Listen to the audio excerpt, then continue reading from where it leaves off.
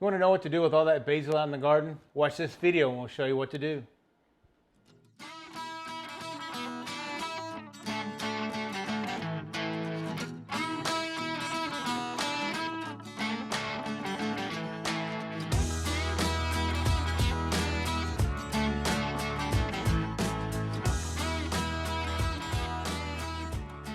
Hey folks, welcome back to the Rockin' Sea Homestead. My name's Lance. I want to welcome you to our channel. Tonight we're in the kitchen cooking. We had some a harvest of basil out in our herb garden, and we're going to make some fresh pesto to use a lot of what we had. The plant's not looking so good. We kind of cut it way back and harvested, and we're going to make some pesto. So the ingredients we're going to use in this recipe is 2 cups of basil that's kind of squished down or packed down. We're going to use a half a cup of olive oil. I got all of these pre-measured. We have a half a cup, or a third of a cup, of chopped walnuts. We couldn't find any pine nuts, so you can substitute chopped walnuts in there for that. And we got a half a cup of Parmesan cheese. And then we got some, we're going to salt and pepper to taste. It talks about like 1/4 of a teaspoon to 1/8 of a teaspoon, but I'm just going to measure that up to kind of how we like it taste-wise. And then we grabbed one of our little garlics, and I pulled off all of the cloves. It talks about getting 3 cloves in this recipe, but since ours are small, I'm going to use all 4. And then all that we're going to do is throw it in here, blend it up. It should be good to go. So the first step is to put the basil leaves in the food processor. And then all your pine nuts, or in our case, walnuts. And it says that we're going to pulse it 3 times.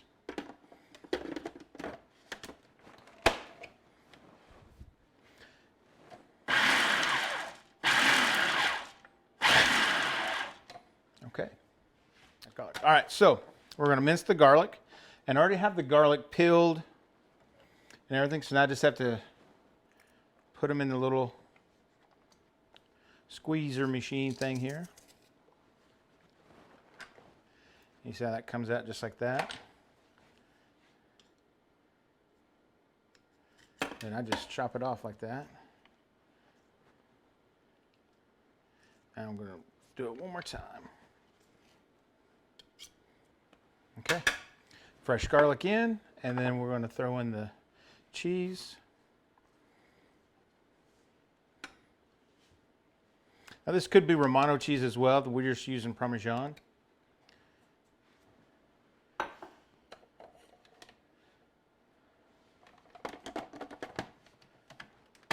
And now we're just going to pulse this 2 or 3 more times.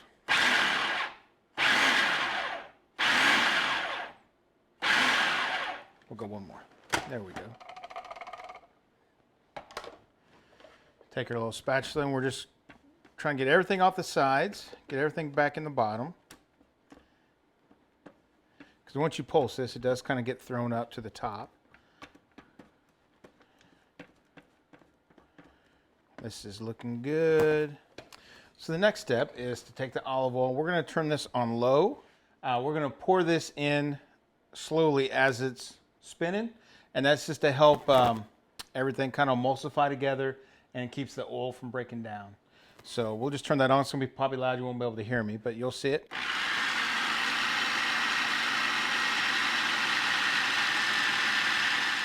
All right, just turned it off. We're about halfway done with the oil.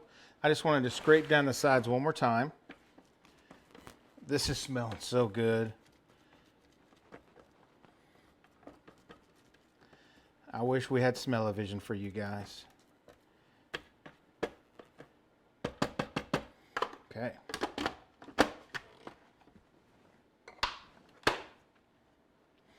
And now we're going to do the rest of it.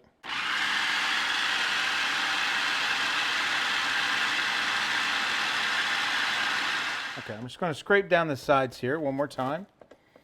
It's getting really pesto-y. What you would think of what pesto is going to look like. And we'll get it blended a little bit more. So this is what it looks like. We're going to add in some salt and pepper and give it a couple spins.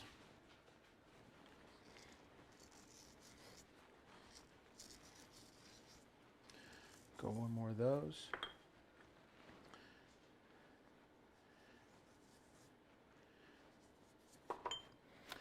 So we got the salt and pepper in there. Now we're just going to spin her up. All right, so you can see we got all the pesto made.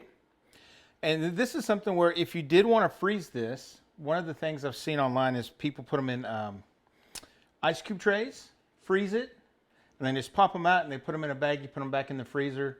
And then if you ever need to bring out 1 or 2 or 3 of those for a meal, you can do that. But tonight we're going to take some of this, cook up some pasta, throw the pesto in with the pasta, maybe some fresh tomatoes out of our garden, and have a great little meal. We may even throw in some chicken and have a little chicken pesto pasta with some tomatoes.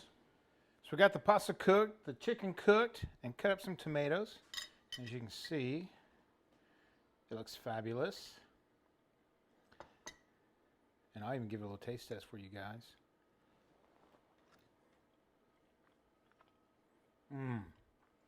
That is some basil goodness right there, for sure. Just trying to kind of kick it up a notch here. Throw in some tomatoes. Add in just a few chunks of chicken.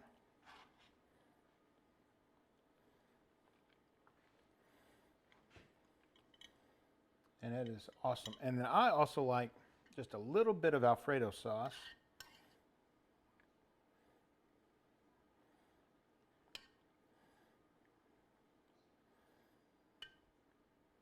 Just to give it a little bit of creaminess.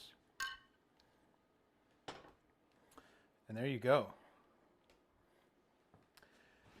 Dinner for a king right here. Well, guys, thanks for coming back, watching our channel. Hopefully you learned something tonight. Number one, how to harvest all that basil. One of the things that we didn't do very good last year was preserve some of those herbs and things that we grew. So this year we're trying to make sure that we're preserving them. We have some on the drying rack. We're probably going to freeze some of this. And of course, have it fresh for dinner. Hey, if you haven't already, click that subscribe button. We'd really appreciate it. It helps out our channel big time. Give us a couple big thumbs up. And if you haven't followed us on Instagram or Facebook, the links are down below. Our homestead to yours. Have a great night. And we'll catch you on the next video. Bye.